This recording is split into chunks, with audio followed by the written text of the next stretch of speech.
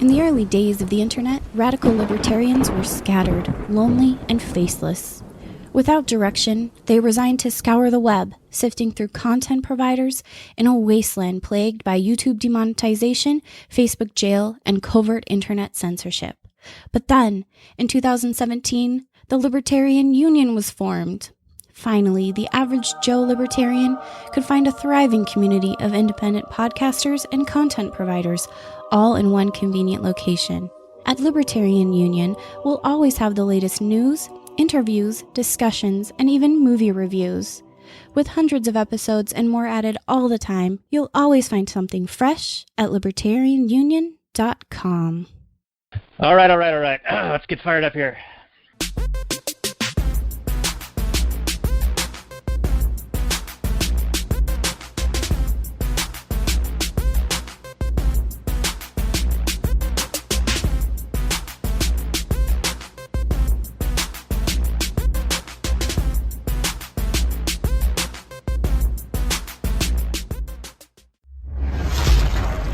Maximum freedom. Read. Stay on target. Maximum freedom. Stay on target. Maximum freedom. Read Rothbard. Well, hello and welcome to the Actual Anarchy podcast, where we talk about movies from a Rothbardian and Anarcho-capitalist perspective. And tonight we're going to talk about Trading Places, the Aaron Russo movie starring Dan Aykroyd and Eddie Murphy from 1980-something, 83, 84, something like that. Super fun movie. Special guest. Is it? I think so, yeah. This can be found at actualanarchy.com/55. Sweet. Yeah, it's pretty cool. I think this is a fun movie that I hadn't seen in a while, and it takes a whole new light, as most movies do when we watch them, since our conversions to the religion of anti-statism. Speak for yourself.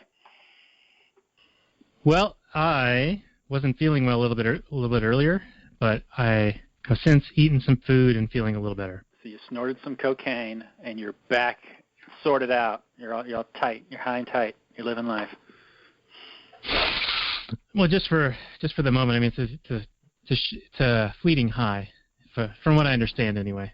You got your head right. All right, you're all good. Your headspace is correct. You're ready to go, like a true entertainer. I said, damn. I said, God damn. Cocaine's a hell of a drug. Well, we got a few shows coming up. I believe we're going to do Bill Murray's Scrooged, and then we're going to also do a Christmas special, which will be based on the Disney Scrooge McDuck version of Dickens' A Christmas Carol, just like we did last year. But this time, the guest that we promised last year intends to fulfill our wish to have him be a guest on the show, and it should be pretty exciting stuff. Yeah, I'm looking forward to that one. Haven't talked to that guy in a long time, and I'm a bit of a fan of his, so it'll be fun. Yeah, awesome. So I've been doing studio updates for the past couple of episodes, and I'm not fully done just yet, but I do have another piece of equipment arriving tomorrow, and it is a articulating microphone boom arm that attaches to the desk. So then I'll be able to have the microphone floating in front of my face, which should be nice. It should seem real pro in here. Well, if you're excited about it, I'm excited about it. I do have one of those myself, and even though I don't record using the microphone right now because I just don't, it is nice. It is nice to have it, be able to put it wherever the fuck you want it. Yeah, that's what I like. Put it wherever I want it. And what else have we had going on? We just did the Walter Block episode. We did Esoteric Entity. We had Kyle and Salone on. We just did Die Hard with Shaheen. All good stuff recently. And we also have a special guest. It's Trey from the Subversion Webcast. You can find his stuff at subversionwebcast.com. Yeah, Trey, what's up, man? How's it going? I just watched that this weekend.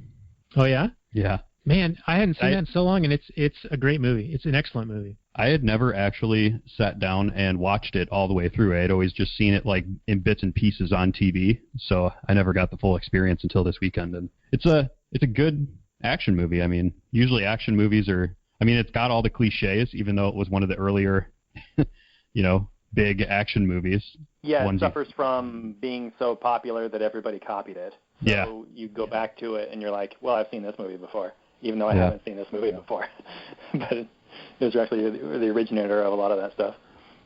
Indeed.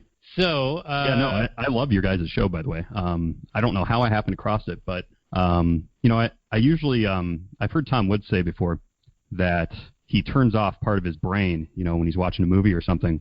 And I can totally relate to that sentiment, because if you just viewed every single piece of media that you consumed through a libertarian lens, it would make your world a little bit less interesting, I feel like. But to actually sit down and focus on, the political aspects and economic aspects, well, more fallacies in pop culture, then yeah, it's a really interesting thing that you're doing. Well, thanks, man. Yeah. Yeah, we sort of fell into it because we were just having conversations, and then we ended up referencing movies anyway, and we're like, well, why don't we just do that as our thing? Yeah, actually, now that you mention it, I came across your guys' Read Rothbard RSS feed because I was trying to find audiobooks of Rothbard's writings, and yours was the only one that I saw, at least, that had which one is it? Anatomy of the State? Anatomy of the State. For some reason, I kept thinking Enemy of the State, but I guess because he is one. But anyway, yeah, that was the only place that I could find it. And then I happened across your guys' actual Anarchy show at some point, and I was like, hey, this sounds really familiar. And then you guys were talking about Read Rothbard, and I was like, oh, those guys that I stumbled across months ago. So you guys made it out there places, just so you know, back with that old feed. Nice, we did it. We made it. We made it, Mom. We said we couldn't, but we did. Well, we're top of the world now, and we do appreciate you joining us. And you're the newest member of the Libertarian Union, which that's right. We're still not sure exactly what that is just yet. It's just right now it's 9 different providers all in one feed on a website. We all have our own podcast feeds still, but it's just a way of kind of cross-pollinating the various shows. And I think it's going well so far. We're just going to let it kind of organically do whatever it's going to do. Right. Yeah, no, it's good to network with other podcasters, too, because, we're all kind of learning doing this. So, it's good to have people to reflect ideas off of and things like that. So, especially other libertarians, because most people aren't sympathetic to the nuanced things that we're talking about. So, yeah. So, Trey, tell us about your show. And why don't we just, introduce you and your show to our audience? Yeah, sure. My show is called Subversion, and it started off as just a general music podcast, actually. And it was really politically sanitized. I really just avoided libertarianism and politics in general because the demographic I was going for were probably people in my city, which is Minneapolis, and they would be more progressive. So I kind of was straying away from my own political proclivities in the content of the show at first. And then after a while, it just got to a point where I wasn't noticing the viewership, I think probably because of the format that I had, and just got more into more, not specifically music, but just exploring how we can interact with entertainment as libertarians and produce good content, and how we, because we're dynamic people, we like art and things like that, as your podcast would prove. So to me, I think that's a crucial role that we have to play in the liberty movement, is to actually engage culture. So that's the kind of bridge that I'm trying to build there. And right now, I'm a pretty bad podcast marketer, so I don't really have my niche nailed down. But I'm starting to kind of get into just general entertainment rather than strictly music. But, the intellectual property thing is really, really hard when you have a music podcast. So I'm trying to get away with using licensed content right now and see how long I can get away with that. But I think it's short-lived. So that's kind of what I do. You play a lot of music on your show. Yeah, I do. And I wonder if I'm going to get in some trouble through intellectual property at some point for that. But right now I'm flying under the radar as kind of a smaller podcast, and I discuss usually with a guest, some sort of topic. I've had on Rayford Davis recently. When this last police shooting came out here of Daniel Shaver is his name, I hopped on for that. So, just whenever I have time, I try to get on the mic if I don't have an interview lined up. And I have Prof. CJ coming on, actually, in a couple weeks. So, I've got plans. I just don't know exactly what I'm doing with it. So. Well, it sounds really cool. Yeah, that sounds really cool. That's something that Robert and I talk about all the time. Is we need more libertarian content creators. I mean, we're kind of crossing that line. Like we're creating this content, but we're critiquing others' content and sort of trying to tease out some concepts or ideas and make it introductory for people who are maybe familiar with the movies. But Robert is actually an artist and a bit of a artistic type, so he's sort of crossing that over even more. He's crossing the streams. Yeah, I had wondered if you guys did your own graphic design and things like that, because it's really well done. So that answers that then, huh? Oh, thanks, man. Yeah, that's all me. Or for the most part, Daniel does some stuff too, right? Yeah, I'm usually just placing elements or taking bits and pieces and Frankensteining them together. But Robert creates some of the original elements, and then I'll place them. Yeah. So you both do graphic design then, or work on that stuff for the show? It's more Robert does the actual artistic, like pen and pencil, electronic equivalent, and then I take pieces from various spots, including what he's created, and then I'll do a layout. So like, we need YouTube art for this episode, or we need a banner for Twitter, or we need whatever. I'll dimensionally put the things together, but for the most part, it's Robert's creations, and then I'm doing the rap game with him a little bit. I see. Yeah, I'm the Dr. Dre, and then he's the remixer. If you want to put it that way. It's a crucial role, though. Yeah, Black and Yella, I think, would be my NWA name.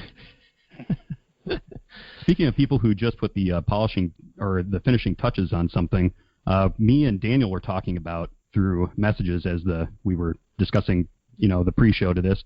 Aaron Russo is actually the producer of the movie we're talking about today, Trading Spaces, which, I found that really interesting. When I sat down to watch it with my girlfriend, I was like, that can't be the same Aaron Russo, right? The Aaron Russo that turned me into a kind of conspiracy theorist libertarian type. It can't be the same Aaron Russo. Well, it is.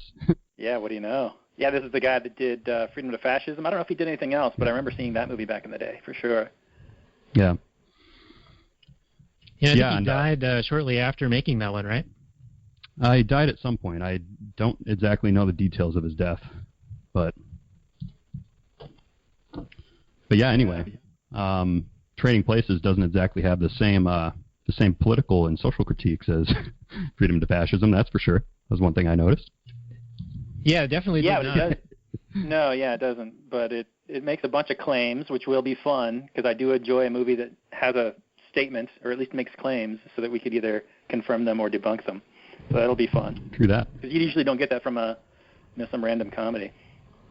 Right. Yeah. And one thing I just did admire about this movie is that they certainly didn't hold back anything. And I this is obviously a generational thing. If you watch Blazing Saddles, there's the same sort of looseness with taboos. They certainly don't hold back any of those social taboos. So. No, and yeah, we'll definitely get into that. Yeah, these days I don't think this movie could have been made, because all the pandering that the Hollywood left go to fit in with the social justice peoples. Right. Yeah. So yeah, no, Freedom to Fascism, though, I came across that at some point myself, maybe 2007, 2008, when Ron Paul was running his first presidential campaign. And, I think it was the first time where I really got introduced to the idea that the Federal Reserve kind of runs the world, and that Woodrow Wilson is to blame for practically everything bad in the world. So he is a real pivotal moment for me. Yeah. Even though I watched little bits and pieces of it just yesterday or the day before to sort of prep for this, and I think I'd probably disagree with a lot of the assertions that they make in it now, but I'd have to watch through it again and see just how my worldview lines up with it now. Because I think at the time I just sort of took everything it was saying for a fact, and I was starting to get skeptical of some of the things they were saying in there, but, Yeah, that is a good idea. I bet you I'd probably be in the same camp with you. I remember being mostly on board with everything in Freedom to Fascism at the time, but I'd probably have some quibbles by now. But yeah, it's still is one of my formative pieces of media. All right, well, let's get into this. We usually start out with a Google description, so I'll give that a quick read, and then we can find if there are any errors in there. There usually are. So here we go with episode 55 of the Actual Anarchy podcast, talking about trading places with Trey from the SubversionWebcast.com, and also, like I just said, part of the Libertarian Union. Into the Google description here. So Trading Places, 1983 comedy, just under 2 hours, 7.5 on IMDb, 86% Rotten Tomatoes, 83% of Google users like it. Upper crust executive, Louis Winthorpe III, played by Dan Aykroyd, and down-and-out hustler Billy Ray Valentine, played by Eddie Murphy, are the subjects of a bet by successful brokers Mortimer and Randolph Duke. An employee of the Dukes, Winthorpe, is framed by the brothers for a crime he didn't commit, with the siblings then installing the street-mart Valentine in his position. When Winthorpe and Valentine uncover the scheme, they set out to turn the tables on the Dukes. And that is the Google description. Came out June 8, 1983. Summer blockbuster director John Landis, producer Aaron Russo, and a box office of $90.4 million, which back in that day was actually a pretty penny. Any quibbles or qualms with the Google description there, Trey? I don't see any really there. Seems to sum it up pretty well. Yeah, it sounds fine to me. Not a whole lot. I mean, yeah, sure. Let's do this. All right, so the movie, the plot essentially is the Dukes are older people, older gentlemen who are upper crust. They run a trading firm, commodities trading firm, and they make the comment that whether the speculations are winners or losers, they still get paid a commission. So their customers are always paying them no matter what the market's doing, so long as there's trading volume. And these guys have Dan Aykroyd working for them, and he's a Harvard-bred, tennis-playing, white sweater type guy, and they have this debate between themselves, between the two brothers, on the nature versus nurture. And when they come across the Billy Ray Valentine character, Eddie Murphy, they decide to put an action or an experiment in action. And the bet is for $1. $1, Bob. No whammies. So, Robert, why don't you pick it up from there?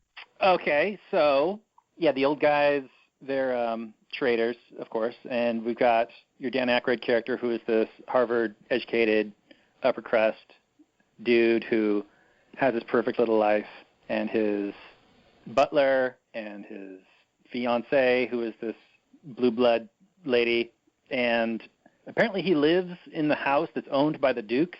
I'm not really sure why, but for the purposes of the movie, it makes it more convenient. And then, of course, then the butler also works for the Dukes. I'm not really sure why Aykroyd would just have everything be at their mercy, but at any rate, it does. I mean, maybe he owes them a lot. Maybe they raised him up. The movie doesn't actually say that, or if it does, I missed it. But yeah, the old guys are going through this debate, which I appreciated. That maybe they were ripping it from the headlines. I don't know. Maybe there was a scientific debate at the time.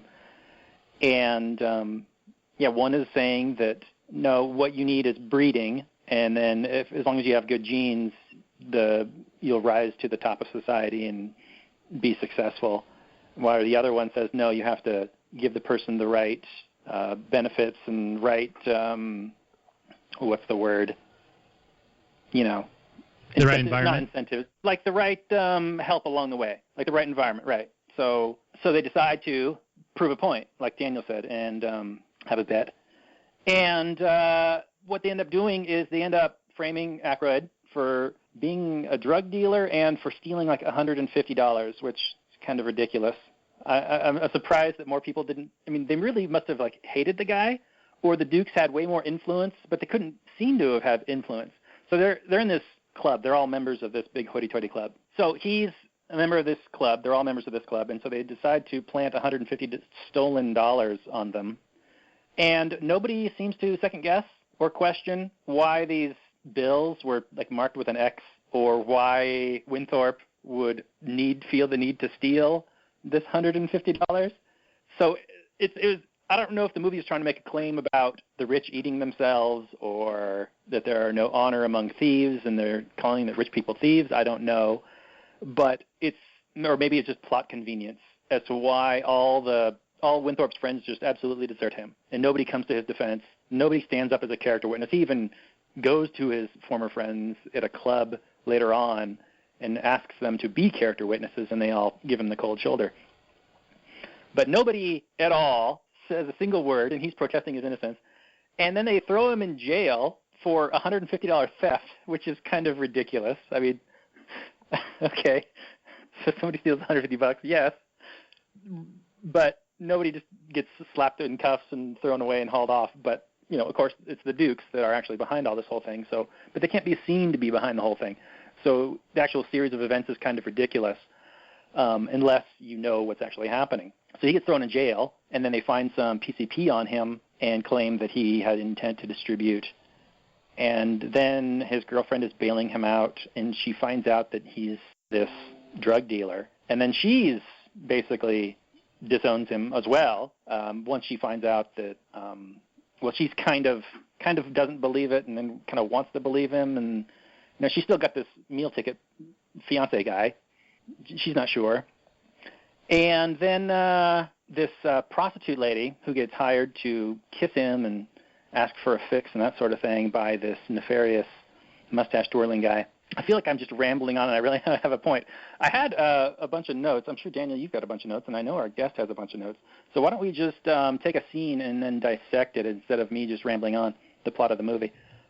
All right, good enough. I'll start out with my first note, which is just a highlight on the sort of opening montage that was comparing and contrasting the poverty and the rich. And they were going back and forth and then interspersing a lot of the monuments and freedom-oriented historical places and statues within Philadelphia. And I feel like that was just kind of a foreshadowing for the entire rest of the film, because it was really just going to be a contrast between two different cultures or two different kind of socioeconomic positions. And I think that this would harken back to The Prince and the Pauper. And yeah, I saw that as well.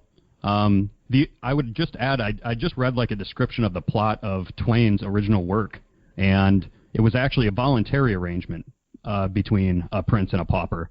So that's like the big thing that I saw, where the person who wrote the script and produced this movie, whoever you want to say, sort of changed it to suit an agenda, I feel like. And I have sort of a conspiracy about this movie.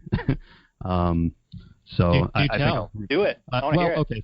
So basically, it's making a lot of really compelling progressive points, but as usual with progressives, they have this greater agenda of just completely, putting people into class behaviors, and as if people don't act differently than what Marx said that they did in whatever time that he was writing, the late 1700s or whatever. So essentially, the way I see it, they're portraying some very deep social problems in some very simplistic ways that I think might give people, especially people in America with probably bad ideas about how things work anyway, the wrong impression about how rich people act in the stock market and just in general, and how poor people act. But anyway, I think that theme is very constant throughout the whole film, is that they just have these boxes that they put people into, and I'm not sure they fit very well. Yeah, the Dukes even went into that, where they were saying, when they run into Billy Ray Valentine, he's like, quote, "He's a Negro. He's probably been stealing since he could crawl." And yes, you're right. They're like lumping everyone together based on their class, and they have like a class Borg-like perspective on things, and anyone who goes outside of that is like against their, I guess, class delineated way of thinking. Yeah, and if you are familiar with Marx, even just in a cursory way, that was one of the big things that he contributed to, which before his time there wasn't really people who analyzed the sociological like effects of being in a certain class. So I don't know. I just see a lot of that, like some framework of the problems that we have today with political discussions sort of getting built in entertainment during this time. And mind you, this is coming out during the early 80s when there was a really bad crack epidemic, especially on the East Coast. So I think that might have something to do with it. Not really sure. But yeah, just my thoughts on that. Yeah, and then the two brothers, they were going with this heredity versus environment question, and it was almost as if they were trying to be these progressive social engineering do-gooders to see if they could reform man into their desired outcome. And to contrast what you had said about the Prince and the Pauper being a voluntary arrangement, this was very much a non-voluntary arrangement. So this is like the Dukes are essentially like the government bureaucrats helping people, quote unquote, helping. So I find it kind of interesting that they do want to do this experiment. And of course, for plot convenience, it kind of works out. Like Billy Ray is a street smart, streetwise type guy, and he brings his perspective into the trading floor or into the trading environment and sort of has some insight that maybe the stodgy upper class types don't have, which seems a little far-fetched. I would think that they would have specialization and a little bit more expertise than him, but perhaps, fresh new eyes, who knows? But yeah, I mean, I think they totally inserted a lot of like critical race theory and stuff like that. The things that you think only like crazy lefty people are learning about on college campuses. I think there's a lot of that doctrine just like within the plot or within the elements of this film. Like just the whole fact that Winthrop is a upper class white dude and Valentine is a black homeless guy who swindles people. I think it's like I have a hard time seeing the agenda of the people, and I really hate to like to try to interpret motive where I have no evidence of it. But it seems to me just the themes of this movie certainly seem to promote a progressive agenda, from what I noticed at least. And some of those, I'm of the left. I used to be like an old school kind of Democrat. My parents were, very working class. Just all they really knew is that if the market wasn't good, they didn't have a job. You know what I mean? Just sort of like labor union types. So anyway, so I see and agree with a lot of some observations, I guess, of the left. However, their prescriptions are obviously like really messed up. Like they want to orchestrate from the top down, whereas I would just say let individuals pursue their own self-interest, and that will work itself out. But yeah, I mean, the predominant theme of this movie does seem to ascribe some sort of like divine force that has to come in and intervene to change people's class or to promote class movement, which I guess I don't know if that's what they're trying to do, but it certainly seems like it to me. Yeah, that is the absolute plot of the movie. So if this movie is making a claim, and like you said, we can't necessarily say that this is their intention, but I mean, as an interpreter, I think it's fair to prescribe this claim that they're making that this top-down control betters lives.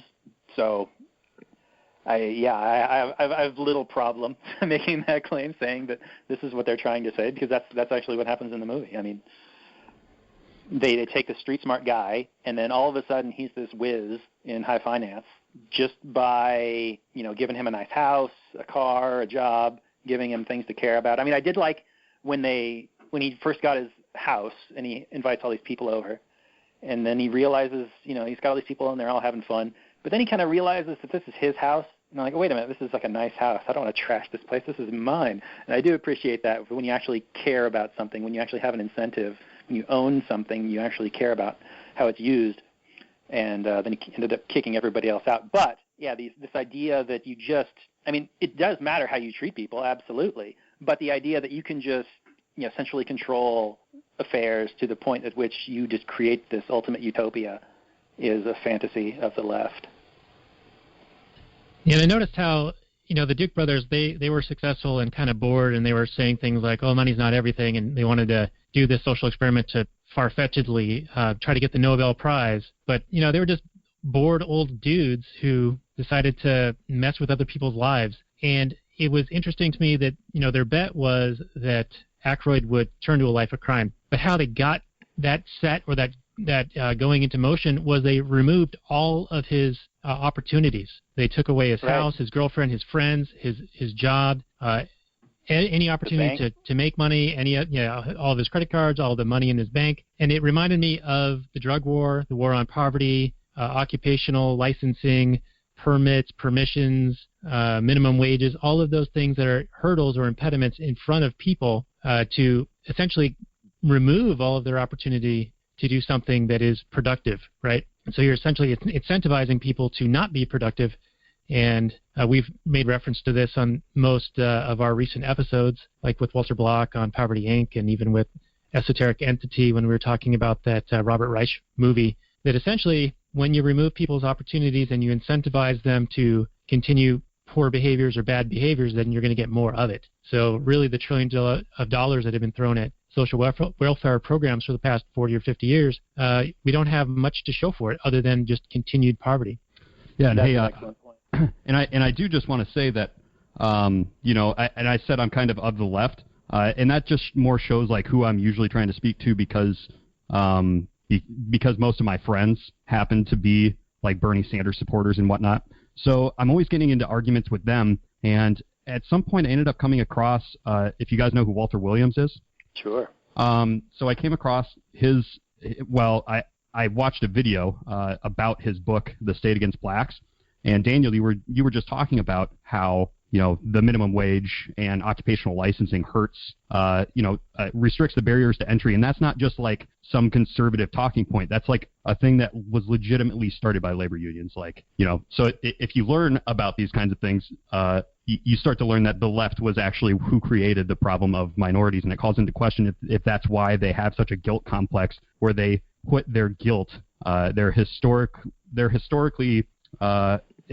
historical precedent of marginalizing people onto, and they project that onto people, onto conservatives more than anybody, even though they started the whole messed up thing. Right. And then they project it onto Mortimer and his brother when in one scene in the movie where they're signing checks and the Dukes like bemoan all this money that they're paying out. And I think was it Winthorpe who was like, well, minimum wage and everything. And is that the most ridiculous statement ever? You've got these high finance guys.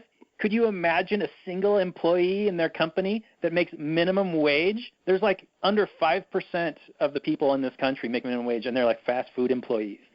The most ridiculous thing you could say. It's like, all these high finance guys. It's these minimum wage employees that they're bemoaning the cost of.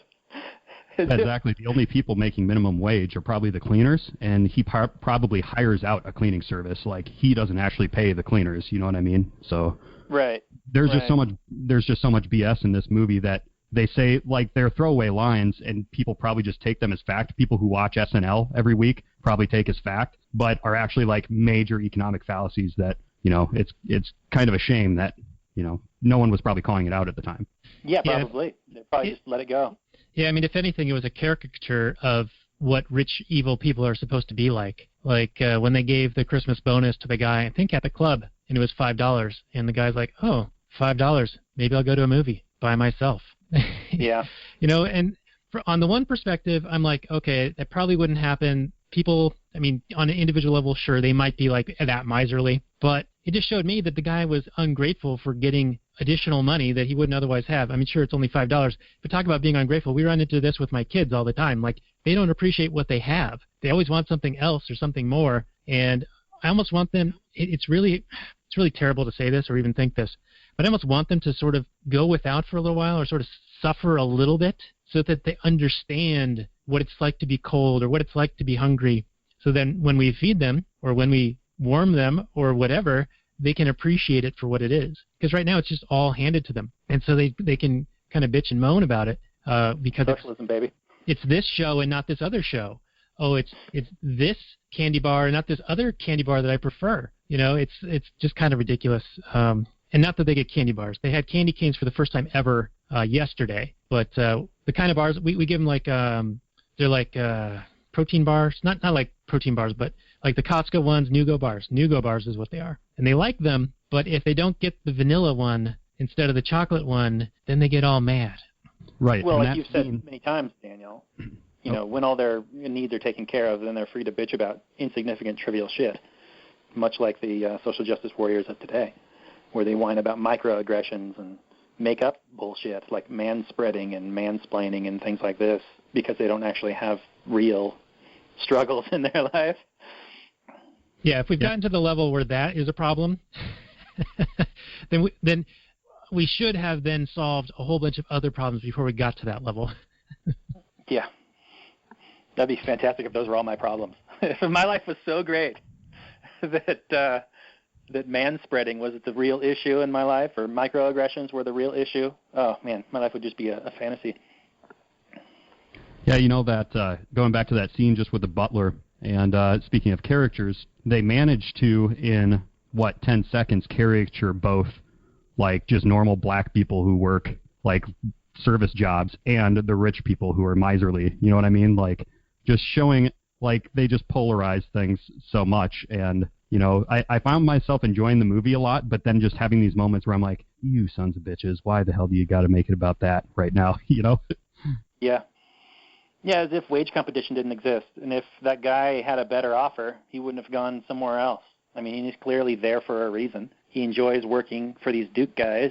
It's the best job he could get. They don't have to give him a job. They could have hired somebody else. I mean, what are they complaining about? But there's always something to complain about. Yeah, I mean, take it to the Ebenezer Scrooge argument.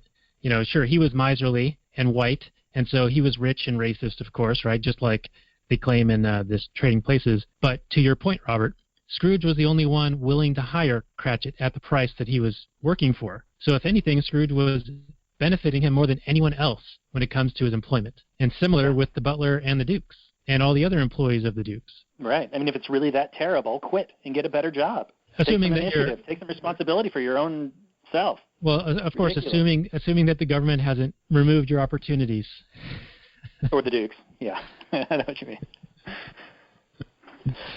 Anyway, Trey, I think you were trying to take us somewhere, and then we derailed you. And there is a train in this, by the way, so we can get to that in a little bit. An Amtrak train. Ooh. If I had a point, I had forgotten it. But my next note here, I suppose, is about that time is when they encounter Murphy's character for the first time. They haven't revealed his name, right? And right. And we first encounter him before the Dukes go into their club or whatever, or is this after? I forget where. I think they're in the club already, and he's outside panhandling, pretending to be crippled and blind. Yeah, and then the event I'm thinking about is when Valentine runs into the two police officers, and I guess I just had thoughts about the vagrancy problems in urban places and how the tragedy of the commons plays into that whole problem. I've heard stories about, huge tent cities in San Francisco and, infamously Skid Row. But, when in the Midwest where it gets really cold, we still have homeless people, right? And yeah, I mean, we can see Valentine doing exactly what you would expect a person to do, I guess, with the high time preference that a homeless person would need to exhibit, right?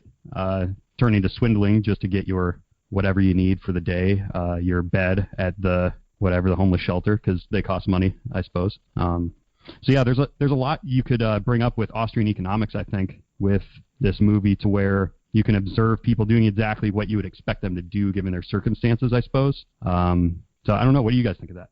Yeah, I was going to ask Daniel. We see Murphy at the very beginning. He's pretending to be a Vietnam vet, and he's pretending to be blind, and he's pretending to have no legs. So clearly he's committing fraud, and then he's also begging for money. But do you think, Daniel, are you holding him to account for fraud here? Or would you say that, hey, if someone's begging for money, whether or not he's in his actual truthful situation? I mean, you see it all the time. If you're driving by like a Walmart corner or any kind of street corner, and anyway, around here, not around here anymore, but on the west side of Washington, they're all over the place. You'll just see panhandlers. And they always have some sign. It's always like, hey, we need money for gas or whatever, and it always says God bless on it. And probably because you get more money if you say God bless on it. Or, every once in a while you'll see a sign that says, hey, I just need a drink. Why lie? But I would say the vast majority of them are just lying, or at least I assume they are. Is it kind of it's on me whether or not I want to support them or not, obviously. And like you say, if you want to, you support what you want more there to be in the world. But are they, with them not being honest about their situation, would you say that that's like fraudulent and wouldn't be, is that a crime? Daniel, sorry. That's my big, long, stupid question. Big, long, stupid question. I got a big, long, stupid answer for you. I think it's dishonest, but I think it's also up to the individual to make the decision on whether they're going to offer the money in exchange for the sob story, whether it's true or not. And a lot of people, myself included, may have fallen for it the first couple of times, but then you sort of get hardened over time and realize that, 99% potential for them lying about this, so I'm not going to give them anything. Unless you interact with them on some level or know them or know that they have befallen some tragedy, I've given money to people that I know and people who have had difficult life circumstances occur to them. But I've also had somebody on the street in Seattle walk into me and throw their leftovers onto the ground and trying to say that I knocked it out of their hand and I needed to buy them another meal when it was clearly not the case. like he had to go out of his way, veer out of his way by like 4 feet to run into me. And so I don't think it's a crime, but I also generally don't believe people when they give me a sob story like that. Okay, so if someone tells me a lie, and in return to that lie I give them money, you're saying that a crime has not been committed.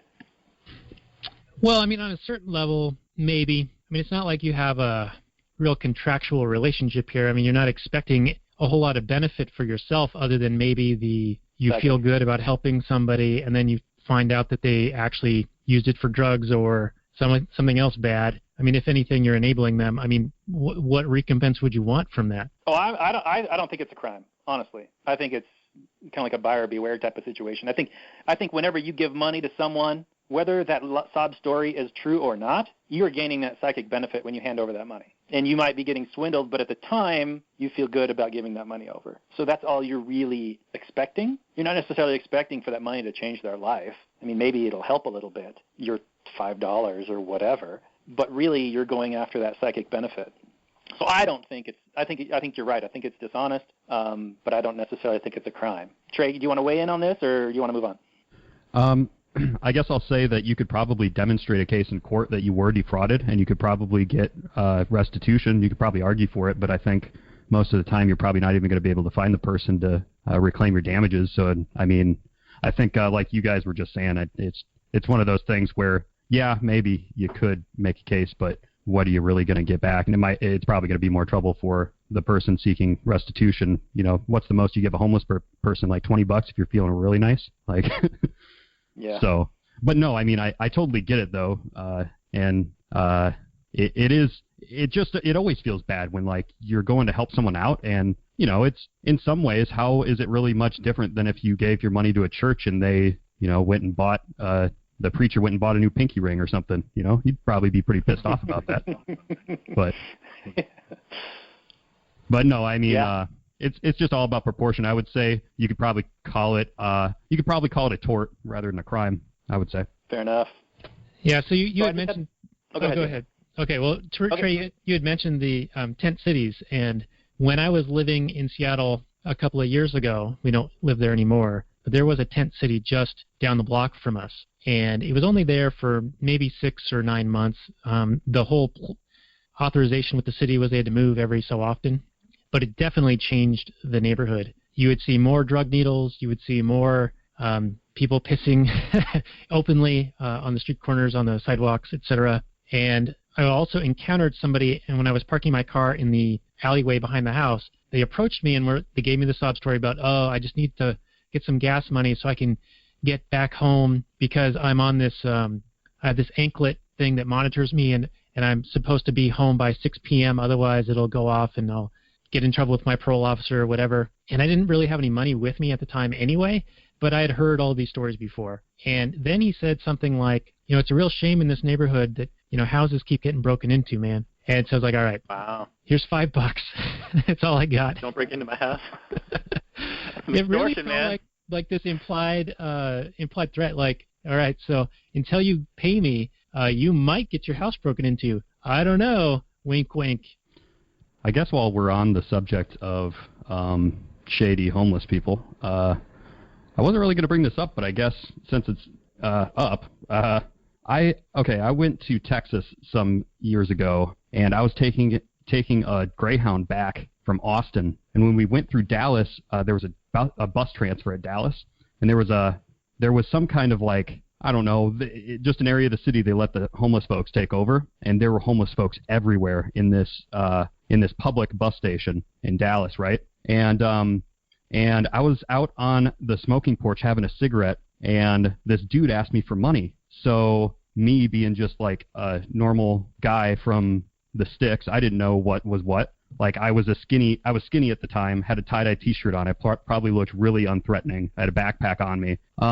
And the guy saw that I had money in my wallet, and like he was begging for money. I gave him a couple bucks, and then a couple minutes later, a bunch of people came around the corner, like 5 people, and they were all like threatening to stab me and stuff, and like to give me the rest of the money in my wallet. So yeah, I guess bottom line of what I'm saying is I recognize the problem that homeless people can be in cities, and I found that out the hard way because I didn't even hardly know that homeless people existed where I lived. I mean, in some capacity, I knew they were a thing, but I'd never been mugged by one. So anyway, that brings up an interesting thing, and what I kind of wanted to get into next is because the next thing in the movie is that Aykroyd and Murphy bump into each other, and in my view, Aykroyd painfully, stupidly overreacts to bumping into some guy, even if he looks like a homeless person, whatever. He overreacts and acts like he's getting mugged just because he's in this close proximity to this person. This person bumped into him. And so, of course, he starts yelling and screaming and escalating the situation. This sounds like what happened to me with the guy with the leftovers. Very much. But Murphy's sitting there going no, I don't want your briefcase. We just bumped into each other. And for me, it was like Aykroyd, nobody's as stupid as Aykroyd acts in this scene. Just because somebody looks a certain way and you bump into them honestly, this is an honest mistake, do you immediately take it to that next level that, oh my God, I'm a rich white person and I'm being robbed by this poor black person?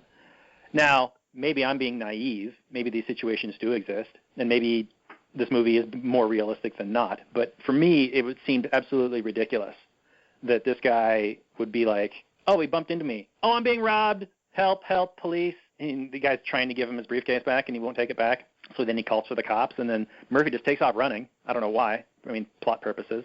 But in reality, he would just be like, what? I just bumped into the guy. What are you going to charge me with? But, of course, then the movie would probably throw him in jail for being black or something. I don't know. But did that scene seem ridiculous, as ridiculous to me as it was to you guys, or did it seem more realistic, Trey, because of your encounter? No, I totally agree with you. That was totally out of proportion. I mean, people kind of, people run into you all the time, and I don't think anyone's first reaction is that they're, getting pickpocketed or mugged. I think his response was definitely not proportional to the circumstances. Yeah, I mean, somebody, even though he gets ferried around in a limousine, he still lives in a city, and the population density is quite high in cities. I don't know if anybody knows this or not, but it is. And you just walk out on the street, and you're going to get bumped and jostled, and your elbows are going to bump up against and brush up against people all the time. And anyway, Daniel, did you feel okay with that movie, that scene? Oh, I just figured it was part of the plot to keep it going. You had to get them interacting, and you had to get it to be an overreaction, and Eddie Murphy to or improperly be booked into jail, etc. And then culturally appropriate kung fu while he was in there. Excellent observation. There you go. I did not notice that. I mean, I remember him doing the kung fu. I didn't think he was culturally appropriating it at the time. Well, I'm making fun of people who think cultural appropriation is like this high crime. Like, if anything... Oh, I know you are. SJW now watching this movie would be like, oh, yeah, he belongs in jail for doing the kung fu. Right. Well, and then the whole encounter starts, though, because he's trying to get away from the first group of cops. He sees the second squad car coming, and that's what, prompts him to start taking off and run into Aykroyd. So, over-policing, I guess we could talk about there. But I think it's weird. The poor communities and things like that in urban centers both have a problem with over-policing and a whole lot of crime. So it's like, I don't know what exactly the whole. I think the real answer is that it's not, a binary problem of too much or too little. But anyway, certainly agree with that. I'm just rambling now. It's what we do on the show. Where are you guys from, though? I didn't quite catch that. Well, we both live outside of Seattle, so I'm 2 hours away, and he's 4 or 5 hours away. Okay. But, he lives in an area where he has very, very limited internet access. It's a satellite, and so the speed is slow, and then also there's a capacity issue, or not a capacity, but like he has a data cap, like for the month before it starts charging more money. Right. And it's pretty steep. Yeah, no, that sucks. In the way I see it, the net neutrality proponents will try to say that that's one reason why we need net neutrality, so that we can get high-speed internet out to rural areas. And the way I see it, government's the only thing getting in the way of delivering high-quality internet to rural people. Like, I don't know all the minutia behind it, but there's got to be some sort of government interference stopping. Telecommunications is like one of the most regulated industries historically in America. It's got a shitload of taxes, highly burdened, and it all has to do with like the breakup of Ma Bell, if you know about much of that at all. Yeah. Rothbard's got some commentary on that in some of his lectures. I mean, the whole creation of Ma Bell and other cartel arrangements are due to government, and there's geographic monopolies that are a result of it. And there's also incentives on the equipment.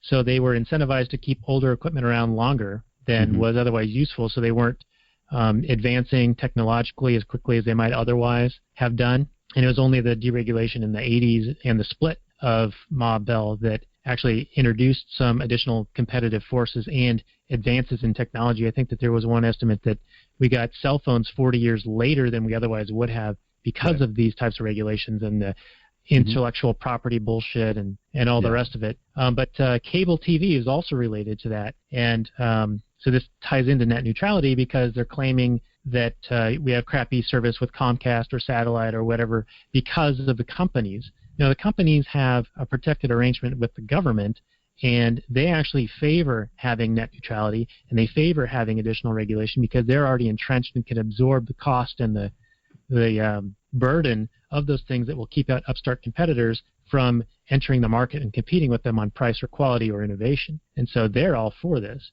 And it's really unfortunate. Yeah, and I mean, the crazy thing is that when they signed in net neutrality, which essentially was just the designation of Internet as a utility under Title II of the Communications Act of some kind. I don't remember exactly what it was called. But essentially what they did in 2015, and you talk to most net neutrality proponents, they think stuff like this has been around since like the 90s or some shit. You'll get a different answer from each pro-net neutrality troll out there. But a lot of them don't even know that this wasn't signed until 2015 and that it was basically putting restrictions on it was putting the same Depression-era regulations on the Internet as we had on Ma Bell during the breakup of that monopoly, which was state-created. But the most messed up thing about it is that, it treats every single mom-and-pop ISP as if they're Comcast or AT&T or Verizon, So I don't even think, progressives are so detached from the market that they don't even understand that these heavy-handed regulations hurt the little guy more and restrict competition. And I think that's the most frustrating thing to me about my lefty friends is that they talk about things that were afforded to them through the market and they completely miss it. I've got a lot of vegetarian and vegan friends that hate the market, and it's they are provided these alternatives in their diet because of the market, because people like them created a demand for a different dietary regimen, and they were delivered and they were catered to, and they're as far as I'm concerned, they're I don't know, they're basically weighing it on hand and foot by the market, and they refuse to even acknowledge that it does anything good. Yeah, I'm back. I was just going to mention that the lefties don't understand their own power in the market.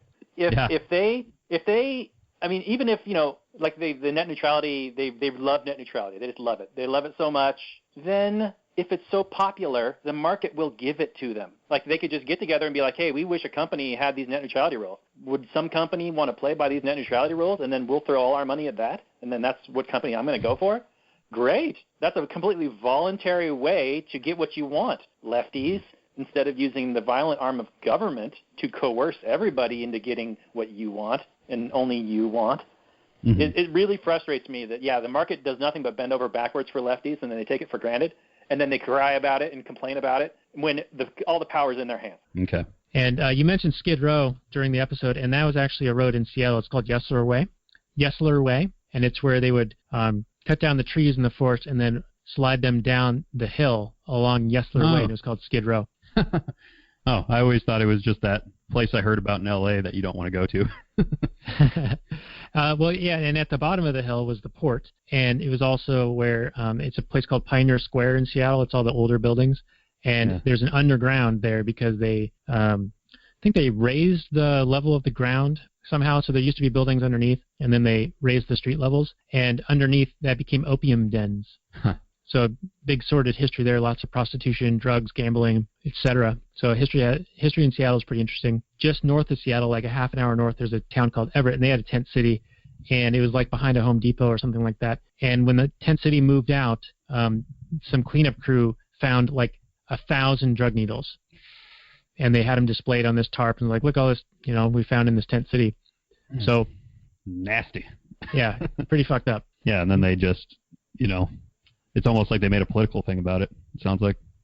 Yeah. I mean, and I don't want to sound heartless. I think that homelessness is a problem, but I think it's more related to government creating artificial, price escalations in housing and having restrictions in zoning laws and licensed contractors and all this other bullshit that makes housing and renting houses far more expensive than it would otherwise be. They also eliminate opportunity with the drug war, licensing, occupational, whatever. So I blame it squarely on government. All these problems. Well, and then even if you think about it, if we even step back a little bit and think about why individuals make the choices that they make, I mean, we have a culture which is populist in nature, right? And it's almost like people expect jobs to be handed to them on a silver platter. We just don't think about production the way, the ideals of America and what the founding of the country allegedly was, all about. People have completely separated themselves from it. You know what I mean? Like when someone loses their job,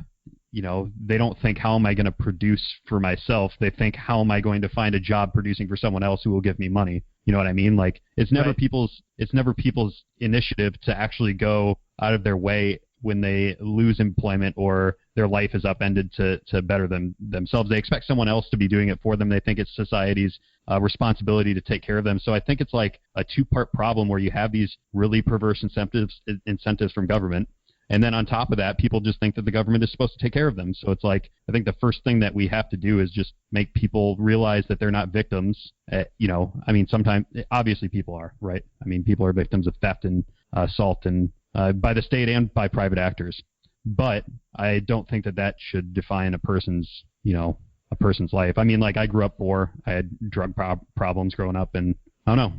I managed to just realize that I was in a cyclical problem. I was in a constant high time preference schedule on a low time preference goal. So, obviously something has to change. And I just think more people need to realize that they're responsible for themselves. You know what I mean? Yeah, I totally agree. And there's a whole lot I want to respond to.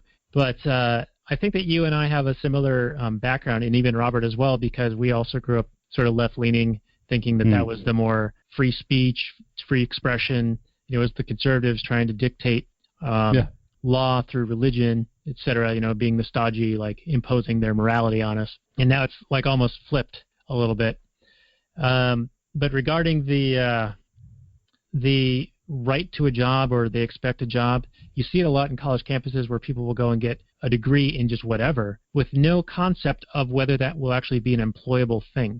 They just think, oh, I got a degree, I got a college degree, so therefore I get a job. Yeah. And then when they get the job, if they get a job, then if they ever get fired, they're like, well, I had a right to that job, so then they're going to sue to like try to get the job back or whatever, or claim discrimination. It's just craziness. That's bullshit. But I think you're right. It is, people need to like look within themselves and see, okay, what am I going to do to provide value, either for an employer or for someone else, so I can earn value for value, the Ayn Rand thing.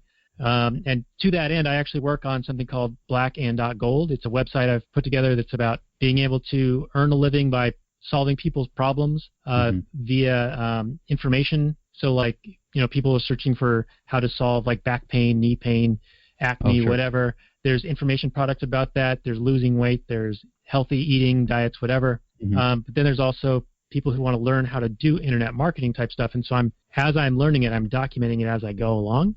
And I just posted a bunch of stuff about like Facebook marketing just today, actually. All right, Daniel, take us to the next scene you want to talk about.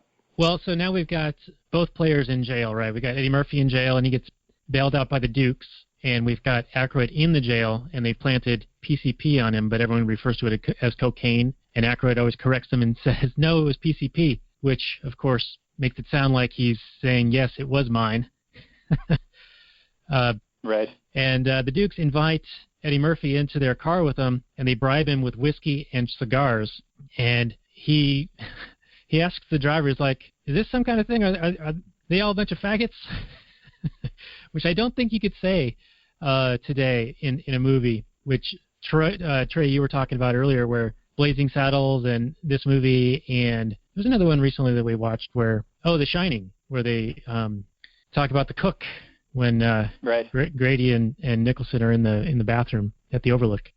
So yeah, it's one of those things that seems to have shifted in the culture where you can't say certain things anymore, but you can be far more gratuitous in other ways. Like it seems like media and movies and things have constantly been pushing to be more graphic, more violent, more nudity, more outrageous sort of situations and things that they'll say, except for words that have now become taboo. Yeah, absolutely. Yeah, the left really has become the language police and the proper police. And I mean, every society has got its cultural norms, but the left has really taken it to the most ridiculous degree and has really taken the reins on this one and is really trying to be the behavior police. I guess in a world where the FCC can't control the internet, even though it'd love to, I'm sure, where just like it controls radio and TV. So then the left comes out and it's like, we'll be the FCC now, try and control everybody. Well, and then even if you just think about, the people making this movie, like I had observed, I think they're making some progressive points, so it's not hard to assume that these people are progressive that are writing it. And look at how liberally they use some of this language. It's almost like they're calling out these problems that they see by like shining a light on it rather than sweeping it under the rug, which seems to be the practice nowadays, which, as you can see in that movie, they're like making anti-racist jokes, you know what I mean, by actually like putting a light on what they see as racism. So it's just a completely, the paradigm shift is really stark. If you watch this movie and go on Twitter today, you see that juxtaposition. Mm-hmm. Hey, before you ask your question, Daniel, I did want to say that I did like the voluntary disassociation. As ridiculous as it was, when Aykroyd, even though he was just accused of a crime, usually, you're guilty only after you've been proven, and you're actually innocent until proven guilty, although I'm sure a lot of people would like that to be reversed. I did appreciate that all his friends in the bank didn't want to associate with him, an accused drug dealer. At least it was a voluntary type of thing. So there would be cultural norms that would keep people acting reasonably well towards each other, even though I think selling PCP shouldn't be illegal, of course. But I appreciated that it was voluntary disassociation, kind of ostracism, which I'm a huge fan of, ostracizing people who misbehave, which is why I choose not to associate with politicians and other thugs. Yeah, social ostracism is a very powerful remedy, and whenever it's brought up in discussions, especially with statists and leftists, they always find it wanting, but I don't think that they fully understand that if all of their friends in the banks and hotel people and taxi drivers would refuse to associate with them, that it would be a pretty impactful thing on their daily lives. It's the most effective. I think it's far more effective than just locking someone in a cage for a couple of years. Choosing to not associate with someone until they get their shit together or until they start acting right, if they mistreat people, not wanting to associate with them, like you said, not being able to buy food, not being able to get a cab, not being able to have friends, talk to your family, get any kind of that support, not have a job. That kind of pressure is overwhelming to any kind of social animal like mankind. But before I derailed us, Daniel, you are going to ask a question. Yeah, I was going to bring us to when the Dukes take Billy Ray to the house, and they're trying to convince him that it's now his house and these are his possessions, because Billy Ray's going around and he's stuffing his pockets, and he's like, oh, this is real nice, and he's like sort of off screen or whatever, stuffing his pockets full of stuff, and they're trying to convince him, no, this is yours, this is your personal property, this is your stuff. And I thought that was an interesting point to make, because what you had said earlier is true, that had previously been quote-unquote Aykroyd's house, but it was owned by the Dukes, and they just as quickly and just as easily kicked him out and removed him from that place, and those things were not really his. They're really the Dukes, because the Dukes get the final say in what happens there and whether Aykroyd can be there or not. And then later on in the movie, when they're talking about replacing Valentine to get him out of there, and he overhears them, he then realizes that it's really not his. They tell him it's his, and then that party happens, that tragedy of the commons things happens, where everyone's trashing his Persian rug and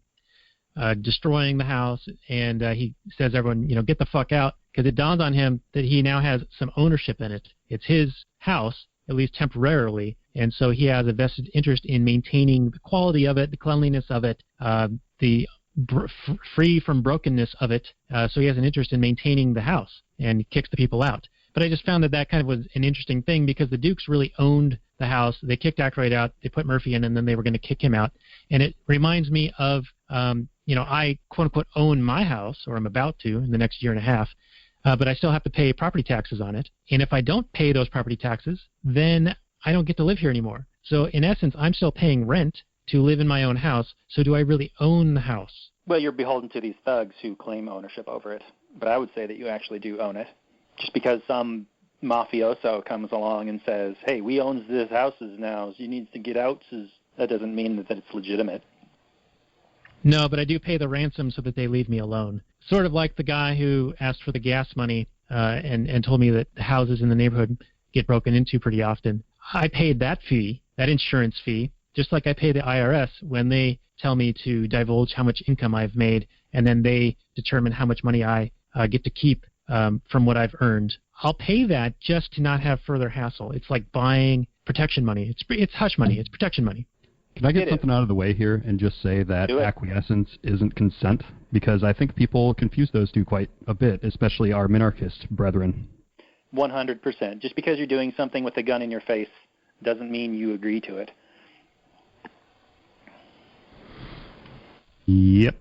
And yeah, I mean, I think it's becoming a lot harder to even say that among some libertarians, but here we are. Here we are. One thing I noticed too, and I'm not sure if you guys noticed this, but it almost seems like Valentine never really, it's like he's always skeptical of what's going on. Like he never fully is on board, you know? Did you guys get that sense that they were trying to communicate that? Yeah, he was naturally skeptical. He figured that there was some kind of racket involved. He saw them as bookies. But then he quickly goes from that to superstar banker guy, and I think he becomes more on board after that. Once he's like accepted by them, he begins to believe it. It all happens very, very quickly. For me, it seemed that way. But for the first couple of interactions, he was definitely skeptical of the whole situation. Are you saying that you thought he was skeptical the entire time? You kept getting that sense, or at least I did. Like when he kicks everybody out of the house, I don't know. They just have these moments where they leave the viewer to sort of question what's going on inside his head, you know? And it seemed to me like, other than just him realizing that, oh, I have ownership of this place now, that he was also just like, well, what the hell is even going on here? And who am I and why am I at this rich person's house for no reason? I just didn't see why he would have that introspective moment other than, part of that being, part of it. Could I just derail the conversation a little bit? I just want to make a point that if this movie was written today, Aykroyd wouldn't have been framed with $150 in theft and PCP. He would have just been accused of sexual harassment, and then all this would have been true. That's true. That's true. And also, I think Eddie Murphy would have been in more trouble with how aggressively he was panhandling. Like he grabbed that lady's skirt when he was begging for money, right before he encountered the police officers that first time. And then there's one other instance where things got a little bit aggressively physical that I don't recall exactly what it was, but it just seemed to me that was a bit too much. When he was grabbing Ralph's legs, maybe, when he was like hugging him? Is that what you're thinking of? Could be, yeah. Yeah, could be that. Yeah, he was certainly assaulting people's person when he was panhandling. I probably wouldn't give that guy $5. Then again, I don't usually give panhandlers money, so. All right, and one last thing. thing. The cops were even manhandling Aykroyd. They were like throwing him to the ground and having him strip and all that stuff. But I guess that's normal. Oh, hey, by the way, did you guys notice when Clarence Beeks, when they brought him to I don't know where the hell they were at. It was almost like they were just like in a high school classroom, and they were doing lineups there and doing like preliminary arrests there. But anyway, you see Beeks like over and like whispering to the cop. And it was almost like I didn't know if he was bribing him or like I don't know exactly what he was doing, but then he handed him a folder of some kind. Did you guys notice that? Yeah, wasn't that was that like giving him the PCP to plant on him and that sort of thing, or I didn't really know what, but it seemed like some sort of collusion between the two. Yeah, exactly. I couldn't tell exactly what was going on, and that kind of bugged me about the movie is that I wasn't quite clear. Maybe it's just my the way that I see the world, but I want to know what kind of dirty stuff that cop was up to. Well, and this movie glosses over quite a bit, especially at the end, which we could either skip to right now or we could wait to get into. But at the end, the whole stock trading bit doesn't make a whole lot of sense. Yeah, so I think we got other things to talk about before that. Well, we can start to slide into that because I do have a hard stop here in about a half an hour because it's bedtime for the kiddos and I got to help out with that. So, right.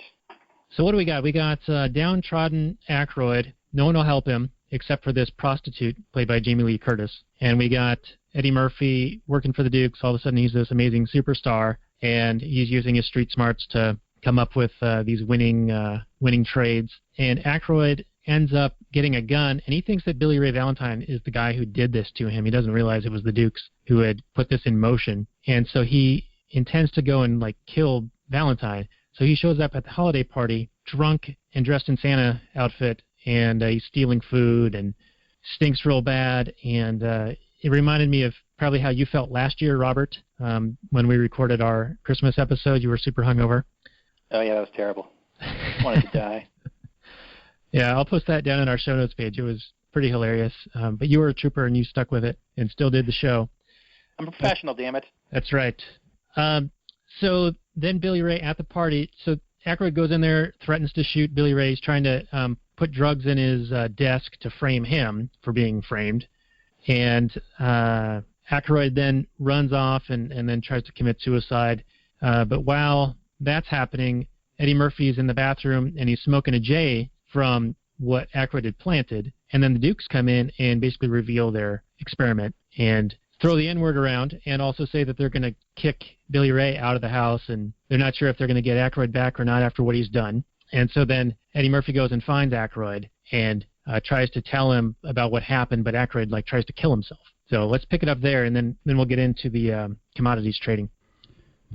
Yeah. So okay, go ahead. Oh, I was just going to say then Valentine shows up at Ophelia's house, I think is her name, and yeah, they find that Aykroyd Winthrop is dying in the bathtub, and then he wakes up and is recounting his ordeal, and then notices Valentine in the room and starts choking him. And you can imagine if you were in Winthrop's situation how you would develop this conspiracy theory, right? I mean, sure as hell seems like it's this crook who he had seen on the streets that was getting him back for, putting him in jail. So you could totally see why he would have that notion.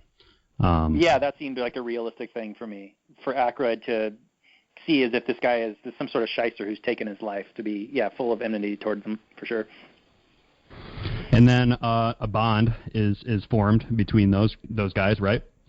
And then at some point there, Aykroyd is cleaning and playing with a lever action or whatever kind of shotgun it was, but basically he's playing with a shotgun, almost like they're planning to go and raise the Duke's home or something with that one shotgun, which I'm sure they're plenty protected against a lone man with a shotgun. But they come up with a better idea when they somehow, by some miracle, happen to be watching TV and notice Clarence Beeks going into the U.S. Department of Agriculture, and it dawns on them that, this guy was on the payroll for $50,000 for something, and they put the pieces together and figure out that he's going to get some agricultural report. And I don't know if we've really made this explicitly clear, but the commodities traders that these guys are, they're trading in agricultural commodities. I think I did mention that earlier. So yeah, they are inextricably tied to the Department of Agriculture.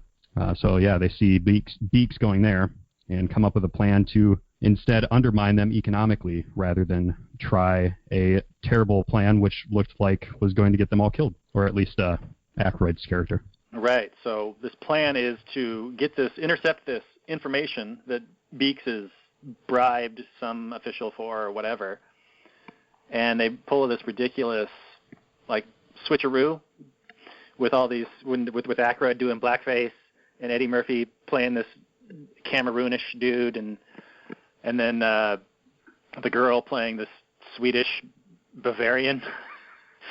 And it gets fairly ridiculous and a little bit slapstick. But we're running sort of late on time. So if we could just talk about this ultimate plan of theirs. Once they get this this report, they find out that the winter hasn't been as harsh as, or even if it was harsh, it wasn't going to affect the orange juice crop. But they give the information that it has affected the crop to the Dukes. And so their plan is to get them to bankrupt themselves or bankrupt them somehow on this day of trading. But my big issue with it is they don't have a whole lot of money. The Dukes control about $340 million worth of capital for this deal, for this day of trading where they want to corner the market on this orange juice, which they think is, going to be in short supply, so the price is going to go up. But all our heroes have, is about $100,000 from the nest egg that the butler has and the nest egg that the prostitute has. So they start off this day of trading at this World Trade Center, where I know Daniel's got something to say about that. But they start off this day with about $100,000. So when the day starts trading, the price is going up to like a 140, and then all of a sudden they start selling. Okay, you sold about $100,000 worth of stock, and then everybody realizes what's happening, and then the report comes out, and it says it won't affect it, and so then the price drops drastically. It goes down to like 40 or something like that, and then they buy it back up. So they sold high and they bought low, and somehow, through the magic of movies, this turns $100,000 into super rich vacation time for our heroes and bankrupts the $340 million that the Dukes had somehow. I mean, even if the Dukes spent their $340 million at 140, which was the peak, which wouldn't have happened, but even if they had, and then the price went down to 40, yeah, they've lost a couple $100 million, but they still got tens of millions of dollars. I don't know. I had issues with it. Did anybody else have issues with that whole scene? Yeah, it wasn't credible, I didn't think. I don't even know how futures trading really works. I mean, the minutia at least. I mean, I get the basic concepts, but it just doesn't seem like that would really happen. And you would imagine that they would be trading like through their LLC or whatever, and they would have some kind of insurance, you would think. Like, you don't just operate firms like that without some kind of some kind of contingency, you would imagine. I guess I don't really know how it works, to be honest, but I mean, yeah, it just doesn't seem likely that these savvy commodities brokers are going to just get their shirt handed to them from one bad deal of orange juice. Like, that just doesn't seem credible. I mean, even if you were putting a lot of chips on this agricultural report that you got prematurely, that you wouldn't put yourself out in the cold. So it doesn't make sense to me. Yeah, for these old, stodgy, like conservative type guys to all of a sudden turn into Vegas gamblers and bet their entire nut on this one thing seemed a bit ridiculous to me. But then also the entire mechanics of what actually happened really got glossed over for me. It didn't seem credible at all that all of a sudden their, the comics or the trading thing that they built is now they're destitute and they have no credit. Are you kidding me? These two old rich guys aren't going to have credit from all kinds of places? It just seemed ridiculous. And that they wanted cash at the end of trading day. That seems like, I don't know if that's true or not, but that seems completely ridiculous. And so it's on the spot, all their assets get seized by just some random dude. Okay. But I know you want to speed things up for a movie, but it just seemed, hopefully people weren't looking at that as any kind of reflection of reality. Unfortunately, a piece of legislation was passed because of this movie. Did you guys know that? No. Well, it wasn't necessarily passed, because of this movie. That's a little bit of bad phrasing. It was, let me just get it up here really quick. It was part of Dodd-Frank, I'm pretty sure. And, yeah, let me very quickly. Sorry, guys. No, that's fine. You find it. I'm interested to hear this. So, the Eddie Murphy rule, as it came to be known, later came into effect as Section 136 of the Wall Street Transparency and Accountability Act of the Dodd-Frank Wall Street Reform and Consumer Protection under Section 746, which dealt with insider trading. So they noticed after this movie that there were no actual statutory laws which restricts commodity brokers from getting inside information from the producers. So essentially, this movie is actually why America has insider trading laws, or at least it's what inspired some savvy public sector entrepreneurs to pursue. So, unfortunately, that's one result of this movie. So, wow. And I don't really know enough about it to to really talk about the negative effects, but I'm sure there are some. I'm sure that this isn't just as simple as, producers trading. I'm sure it's some restriction on free speech, but again, I don't know much about it. Sounds like it. Well, Daniel, I know, has got some rants, or at least has ranted in the past on insider trading. So if you want to go take the reins on this one, Daniel.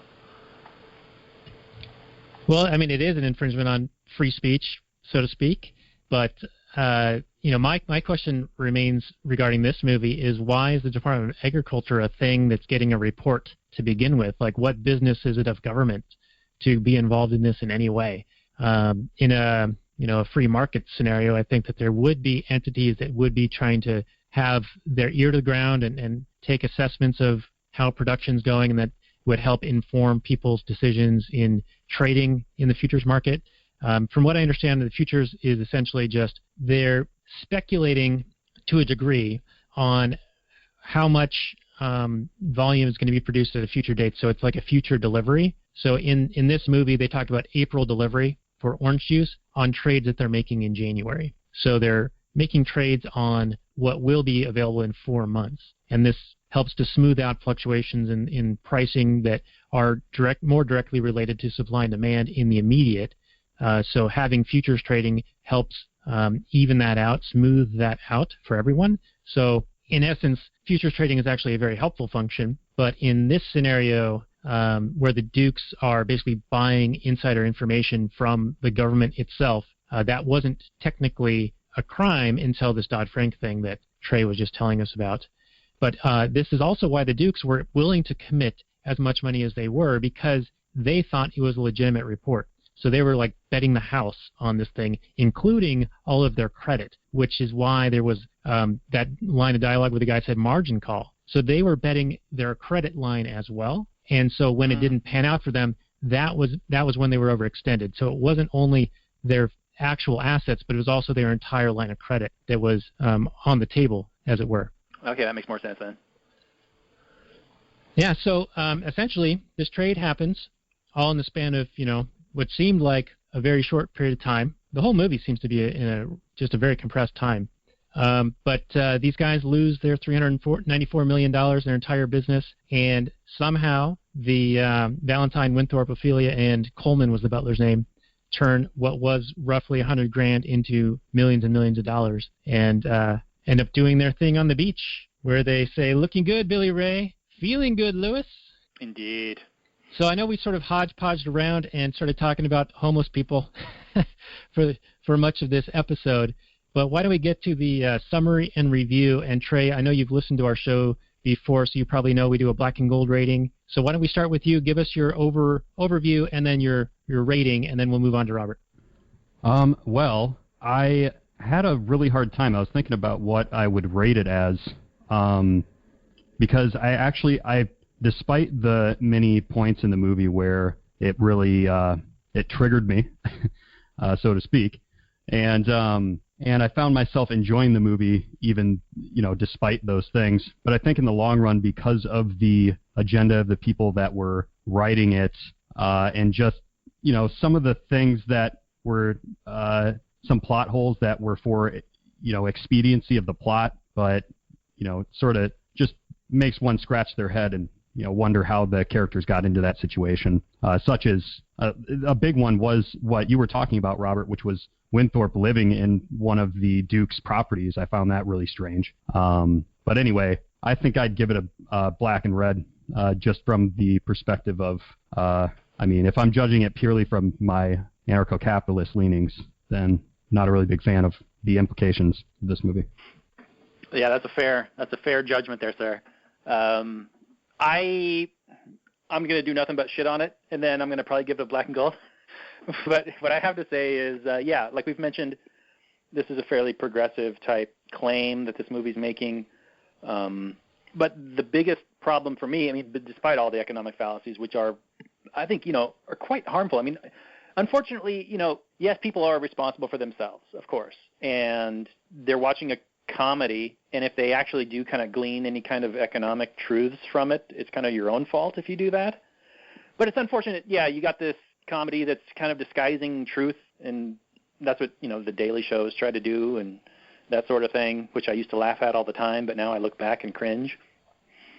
But so there's that. But the main problem for me was that I didn't think it was very funny, and maybe that's me being removed from the 80s that far, and me being removed from the progressive kind of stuff that far. But but beyond all that, I still enjoyed it as a movie to discuss. I still thought it would be a good show episode. I thought it was a good movie to talk about, despite being kind of terrible. So it's a black and red for me, but it's a black and gold for a show movie. So I did enjoy it for that aspect, but hopefully nobody watches this and thinks it's any kind of reality. Daniel? Wow, man, you guys are pretty harsh on this thing. You're harshing my buzz on this. You can still enjoy it. Yeah, I did enjoy the movie, but I've always been an Eddie Murphy fan. Well, his older stuff, of course, like the later stuff was never very good. Anything after, say, Beverly Hills Cop 2, not so good. or Another 48 Hours, which was also not so good.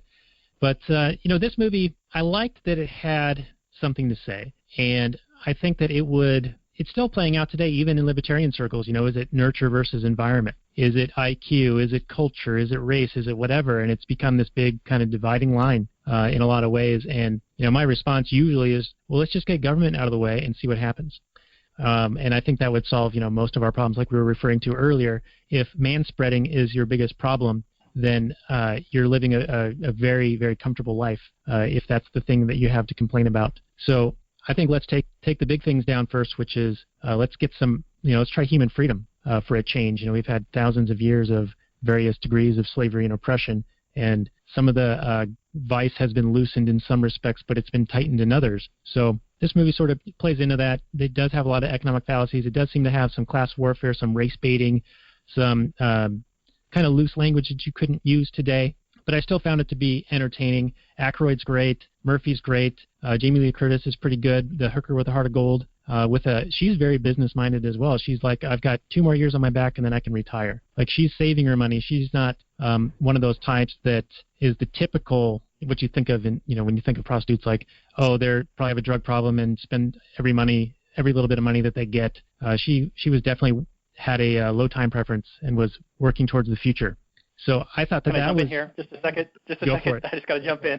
I know inflation has really devalued the dollar a lot since the 80s, but she had $40,000 in savings, and she said she had 2 more years, and she was like a 24-year-old or something like that. She was playing a very young person. I don't know what kind of world she's moving to where she can survive on that for the rest of her life, but anyway, unless she's super savvy at investing. Anyway, sorry to derail you, Daniel. Go ahead. Well, I'll respond to that real quickly. She had said she was going to invest that money in, I think, Treasury bills or something. And at that time in the 80s, this was when Volcker had raised the interest rates. And I think it was something like 15% or 18% or something. I'd have to check it. But essentially, if you put money into this, you were going to get that 15 or 18% for 30 years. So that's decent, That's beating inflation for the most part. So I think if she figured she was going to have $100,000 in by then, and back in the 80s, $20,000 a year was decent money. They said when Valentine got hired by the Dukes that they were going to pay him $80,000 a year, and that was like crazy money back then. So right. Well, per year, but I mean, I don't think she's accounting for inflation when she's considering retiring with even $100,000 in the 80s. But who cares? This is a small quibble point. I was just interjecting a dumb thing. Keep going. Yeah, interject your dumb thing. The other thing that I had meant to bring up earlier was when Billy Ray's being shown the house, and they're like, these are all your things, and he's playing with that vase and drops it, and he's like, oh, that stupid vase, that probably wasn't worth much, was it? And they say, oh, I think we paid, $35,000 for that? And he gets this look on his face, and then one of the Dukes is like, but we insured it for $50,000, so look at that, we're already up $15,000. I don't think it works that way, but then Eddie said, oh, you want me to break something else? And they go, no. So that just reminded me of the broken window fallacy, the Krugman Keynesian, destruction creates prosperity narrative that is just total garbage. I mean, just go back to Bastiat or Hazlitt on that one. But I don't know, I'm kind of rambling here, but overall, I think this is a black and gold movie. It's one of those ones that it sticks around with you after a while. You can always go back to it and watch it. And sure, it's not as funny as probably it once was, especially watching it with ANCAP eyes, but I still think that this is one of Murphy's stronger movies, and Aykroyd as well. I mean, this is back when Aykroyd was doing Ghostbusters and things like that, and I enjoyed it. So I'm going to go black and gold on this thing. Yeah, I think I'd have to agree. Oh, sorry. Go ahead. jump in there, man. I like dissent on the show. I was just going to say that, that's a good point, that the acting was really strong in this movie. I mean, I think overall the production value is really good. And I mean, even despite the flaws that I had, and I think the movie was put together well. I mean, as far as a cohesive story and getting the listener or the viewer engaged and whatnot. So, yeah.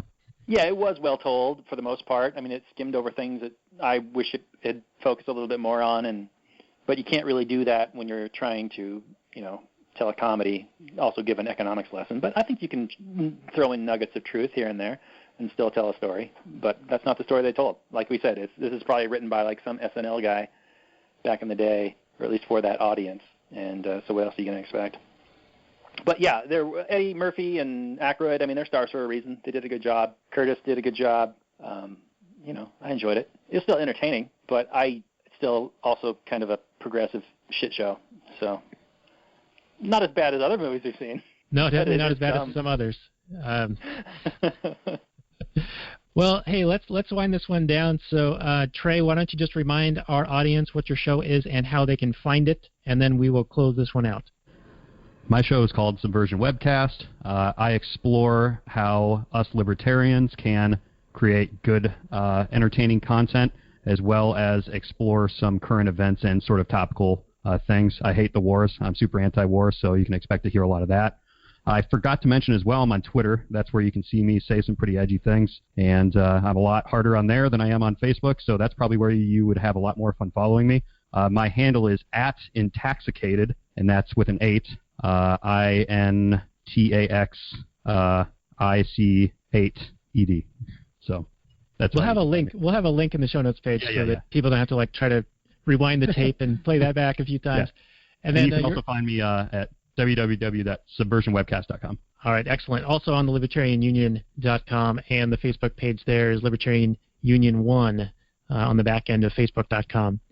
Well, that's all the time we have for today. I've got to go put the kiddos down for bedtime. So thank you, audience, for joining us for the Actual Anarchy Podcast, episode 55, talking about trading places with Eddie Murphy and Dan Aykroyd.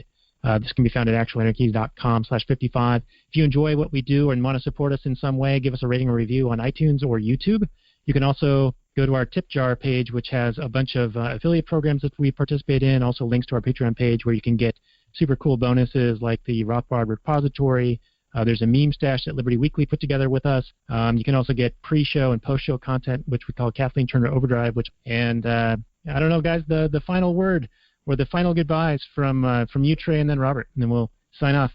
I had a lot of fun. Thanks for having me on, guys, and thank you to your audience for listening to me rant at them. Thanks for coming on, Trey. It's been a pleasure, and thanks for listening to everybody. We'll be back next week with a brand new episode. That's a wrap. Wrap it up, B. All right, guys, thanks for joining us, and we'll catch you next week. Bye-bye.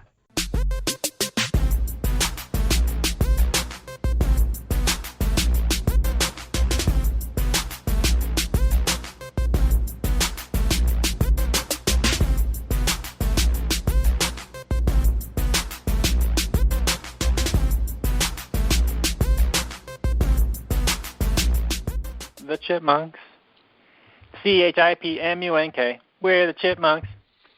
Guaranteed to brighten your day. Do do do do do do do do do do do.